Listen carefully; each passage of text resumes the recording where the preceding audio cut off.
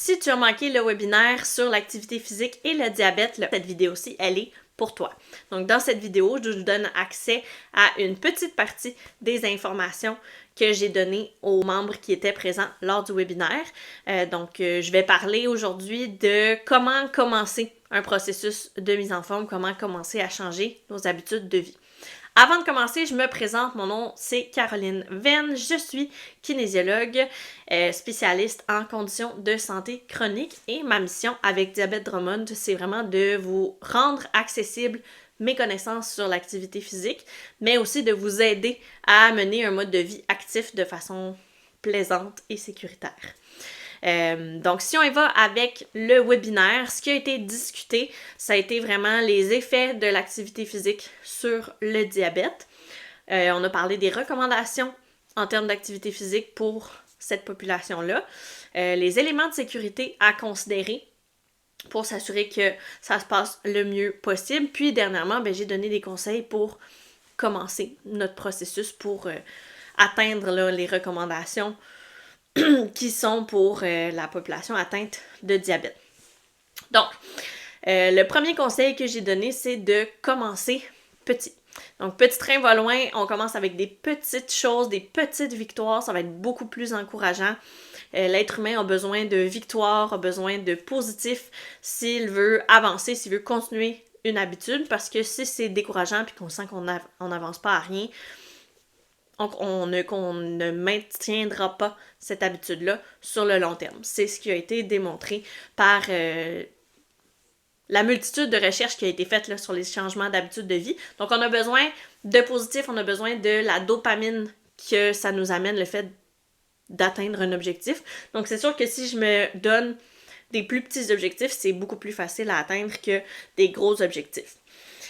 On y va aussi avec un objectif à la fois. Donc, si j'ai un gros objectif, mettons, on y va avec je veux être capable de monter une montagne d'ici la fin de l'année. C'est un gros objectif si on est une personne sédentaire. Ça peut être un gros objectif. Avant, pour se rendre à ce gros objectif-là, il faut déconstruire notre objectif en plus petits objectifs. Donc, la première chose, ça pourrait être de dire, si je suis une personne sédentaire actuellement, ça pourrait être de dire, je vais marcher 3 fois par semaine pendant 10 minutes pour le prochain mois. Donc, pendant 4 semaines, je vais essayer ça. Au bout des 4 semaines, on regarde notre objectif, on se dit, bon, est-ce que j'ai réussi? Est-ce que j'ai surpassé ce que je m'étais donné comme objectif?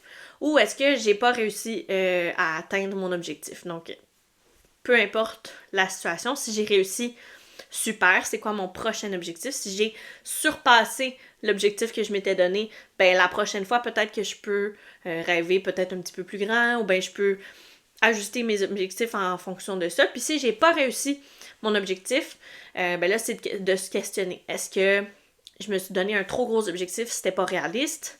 Est-ce que j'ai réussi, mais peut-être pas à la hauteur que j'avais comme en tête? Mettons, j'ai réussi à marcher 1 à 2 fois par semaine plutôt que 3 fois par semaine. Donc, il est réussi, mais partiellement. Ou est-ce que, en fait, il faudrait que je me donne plus d'outils pour réussir, comme d'en parler avec mon conjoint ou ma conjointe pour que cette personne-là s'occupe des enfants pendant 10 minutes pour que j'aille marcher.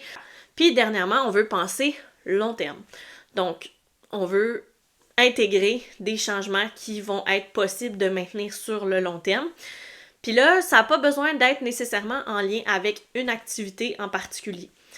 Si je commence mon processus de mise en forme au printemps, par exemple, puis que je veux marcher plus souvent, marcher pendant l'été, c'est quand même assez accessible. Il fait souvent beau, il n'y a pas de neige, on n'a pas besoin de beaucoup d'équipement pour se sentir bien. Versus si je me donne cet objectif-là à l'automne, là, il y a l'hiver qui arrive, le froid et tout. C'est pas tout le monde qui aime aller marcher dehors pendant l'hiver, c'est correct, mais ça fait en sorte que si ma seule activité, c'est la marche, si pendant l'hiver, je veux pas aller marcher, je vais être sédentaire pendant l'hiver, puis là, ça marche pas parce que j'aurai pas accès à tous les bienfaits de l'activité physique pendant tous les mois de l'hiver. C'est pas super long, l'hiver au Québec, mais c'est quand même plusieurs mois. Donc, de pas avoir accès à nos bénéfices pendant plusieurs mois, c'est vraiment pas l'idéal. Donc, à ce moment-là, ça peut être de se dire, plutôt que de me dire, il faut que je marche à chaque semaine, pendant toute l'année, ben ça pourrait être de dire je vais marcher à chaque semaine pendant les mois où il n'y a pas nécessairement de neige, puis pendant les autres mois, je vais aller marcher à l'intérieur au gym, aller marcher au centre d'achat, ou simplement choisir une autre activité. Ça peut être des cours de groupe à l'intérieur, ça peut être des entraînements à la maison que je trouve en ligne, ça peut être de m'entraîner avec un kinésiologue, peu importe qu'est-ce qui sera la solution pour vous, mais c'est vraiment normal et correct de changer nos habitudes sportives dans le temps, que ce soit au travers de l'année, que ce soit d'une année à l'autre, je vais changer mes activités, c'est correct. Des fois, il y a des activités qui répondent plus à nos besoins, il y en a que moins, dépendamment de la période dans laquelle on se retrouve aussi. Donc, c'est toutes des choses à penser, mais l'idée, c'est de rester quand même assez flexible par rapport à notre pratique pour qu'on soit capable de le maintenir sur le long terme, puis aussi de s'assurer de ne pas faire des changements qui sont trop grands et trop stricts. Donc, je veux pas me dire, bon, ben, il faut que ce soit 30 minutes par jour, sinon j'ai échoué. Ça se peut qu'il y ait des journées où 30 minutes, c'est pas possible. Si je suis capable d'aller marcher 20 minutes à la place, c'est bon quand même, je suis allée marcher. Versus si je me dis, ben, il faut que ça soit 30 minutes à tous les jours, puis que là, le moindrement que je le fais pas, j'abandonne, puis je me dis, ah, ben là, cette semaine, j'ai pas réussi, donc je vais pas le faire pour le restant de la semaine, ben là, on n'est pas gagnant dans le fond, là. Donc, si je fais un résumé des informations que j'ai données, donc on commence un petit objectif à la fois. Donc, on commence petit, des petites victoires, ça va nous rendre plus loin. On veut aller avec un objectif à la fois également, donc un changement à la fois aussi. Je veux pas me mettre à courir, faire de la marche, faire de la musculation en même temps. On peut commencer par juste la marche, on peut commencer par juste la muscu, peu importe, mais une chose à la fois, ça va être plus facile. On va pouvoir mettre toute notre énergie sur ce changement-là. Puis par la suite, ben quand ça, ce sera acquis, ce sera solide, ben on passera au prochain, ce sera correct. Et ça fait le lien avec mon dernier point qui était de penser sur le long terme, de faire des petits changements au fur et à mesure, de rester flexible, de s'adapter au fur et à mesure que le temps passe pour demeurer actif dans le temps, mais tu sais, la façon qu'on est actif, c'est pas ça qui est important, dans le sens où, que ce soit par le vélo, la marche, la natation, les cours de groupe, le Zumba, l'idée c'est de bouger, là, ça dérange pas, il n'y a pas une activité qui est meilleure qu'une autre, en termes de type d'activité nécessairement. Donc, c'est à considérer. Fait que si vous avez apprécié les conseils que je vous ai donnés dans cette vidéo, je vous invite au prochain webinaire qu'on va faire au mois de mars, qui va porter sur comment reprendre ou adapter notre activité quand on a une douleur. Donc que ce soit en lien avec une blessure qu'on a eue dernièrement ou que ce soit une douleur qu'on traîne depuis longtemps, puis là, ben, on veut se remettre en forme de façon sécuritaire, ben, je vais faire le tour avec vous des différents conseils en lien avec tout ça.